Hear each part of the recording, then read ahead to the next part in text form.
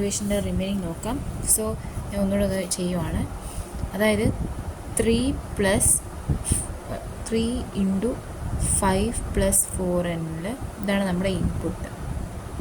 Okay, എന്നിട്ട് നമുക്ക് state ഉണ്ട്, നമുക്ക് വാല്യൂ ഉണ്ട്, നമുക്ക് പ്രൊഡക്ഷൻ ഉണ്ട്.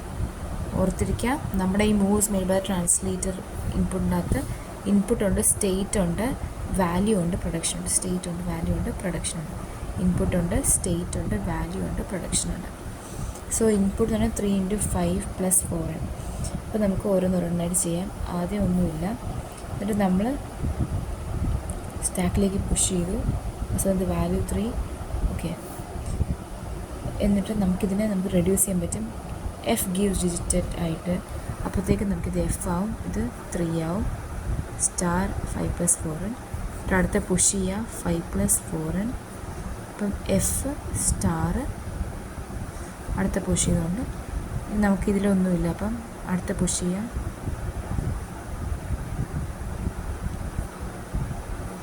ഇത് നമുക്ക് എഡിഫൈ ചെയ്യാൻ പറ്റും. എഫ് സ്റ്റാർ ഇതിന് പകരം നമ്മൾ എന്ത് ചെയ്യും?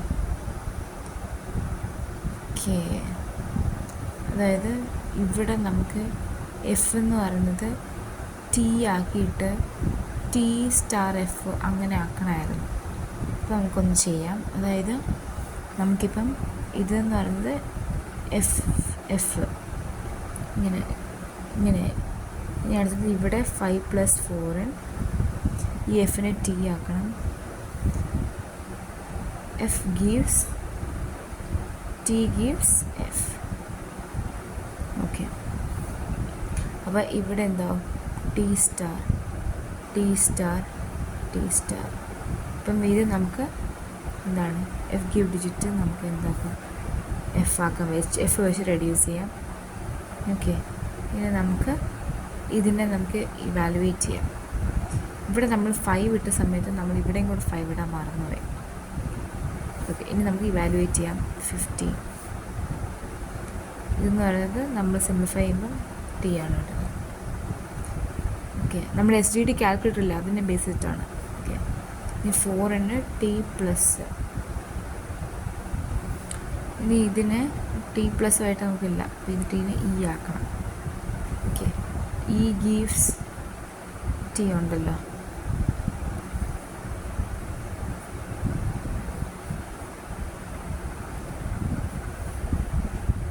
അടുത്തത് ഇ + 4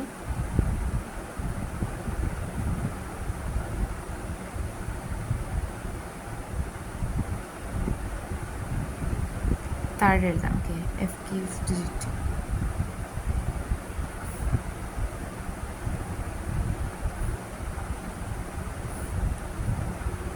ഇങ്ങനെയൊന്നും നമുക്കില്ല.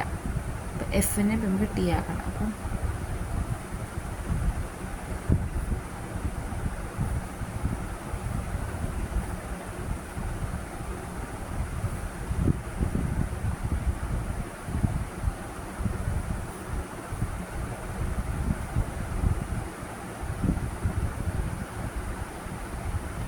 നമ്മൾ ഈ കൊടുത്ത സമയത്ത്